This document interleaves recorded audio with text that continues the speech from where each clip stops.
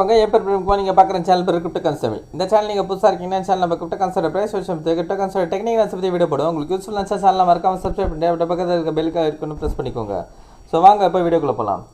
இப்போ நம்ம BTC USD download பண்ணிக்கோங்க. டெய்லி டைம் வச்சுருக்கேன். ப்ரைஸ் கரெக்டாக பார்த்தீங்கன்னா $63,388 இருக்குங்க.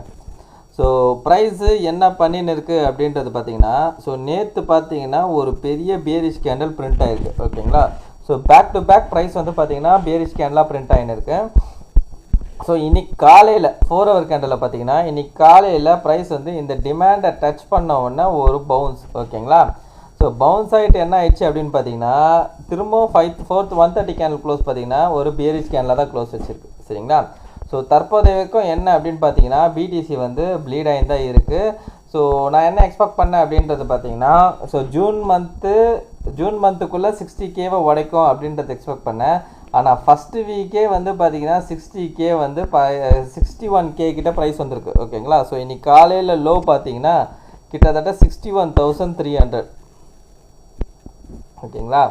ஸோ ஜூன் மந்த்து எண்டுக்குள்ளே 60K உடைக்கும்னு நினச்சேன். பட் ஆனால் ஜூன் மந்தோட ஃபஸ்ட்டு வீக்கே வந்து 60K நியரஸ்ட்டு 60K கிட்ட வந்துட்டான். சரிங்களா. இப்போது என்ன அப்படின்றது பார்த்தீங்கன்னா, இன்கேஸ் BTC இங்கேருந்து நம்மளுக்கு புல் பேக் இங்கேருந்து மேலே போகுதுன்னா அது புல் பேக்காக தான் போகிறதுக்கான சான்சஸ் இருக்குது. அப்போது இந்த டிமாண்ட் இந்த ஏற்கனவே டிமாண்ட் ஆகுது இல்லைங்களா, இது நம்மளுக்கு சப்ளையாக மாறிடும். ஸோ 70,600லேருந்து 73,100. ஓகேங்களா. இதுதான் சப்ளை ஏரியா. சரிங்களா. இன்கேஸ் ஓகேங்களா நான் என்ன சொல்கிறேன்னா இங்கேருந்து மேலே போகுதுன்னா ஓகேங்களா இங்கேருந்து மேலே போகுதுன்னா இதுதான் சப்ளை ஏரியா. சரிங்களா.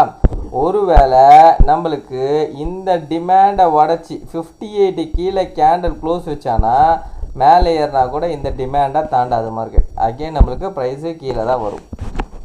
ஓகேங்களா. ஸோ தற்போதைக்கு பார்த்தீங்கன்னா இதுதான் வந்து இதோட வியூ.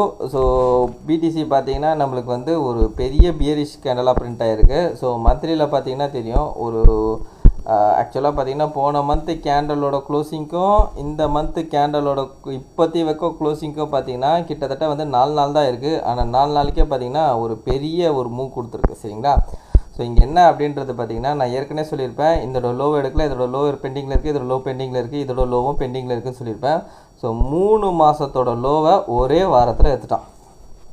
ஓகேங்களா. ஸோ கிட்டத்தட்ட வந்து 3 மாதத்தோட லோவை ஒரே வாரத்தில் எடுத்துட்டான். இன்னும் ஒரே ஒரு லோ தான் பெண்டிங்கில் இருக்குது. என்ன அப்படின்னு பார்த்தீங்கன்னா February மந்தோட லோ. ஓகேங்களா. $60,000. ஓகேங்களா. ஸோ அதையும் கண்டிப்பாக எடுப்பான். அதை எடுத்துகிட்ட பிறகு தான் மார்க்கெட் வந்து அகெயின் நம்மளுக்கு மேலே போகிறதுக்கு சான்சஸ் இருக்கும். ஓகேங்களா. அது எடுத்தவொடனே போவானான்றது கேட்டிங்கன்னா அது எடுத்தவொடனே போக மாட்டான். ஸோ இன்னும் கொஞ்சம் டீப்பாக கரெக்ஷன் எடுத்துகிட்டு கன்சல்டேட் ஆகிட்டு அதுக்கப்புறம் மார்க்கெட்டு மேலே போகும். பட் இங்கே பார்த்தீங்கன்னா BTC நம்மளுக்கு இன்னும் இந்த 60K இந்த லெவலை வந்து எடுக்கவே இல்லை. ஓகேங்களா. ஆனால் இந்த பக்கம் இத்தீரியம் பார்த்தீங்கன்னா அதோட லோவையும் எடுத்துட்டான். ஸோ ப்ரீவியஸாக வந்த லோ இருக்குது பார்த்தீங்களா. So 1700 something.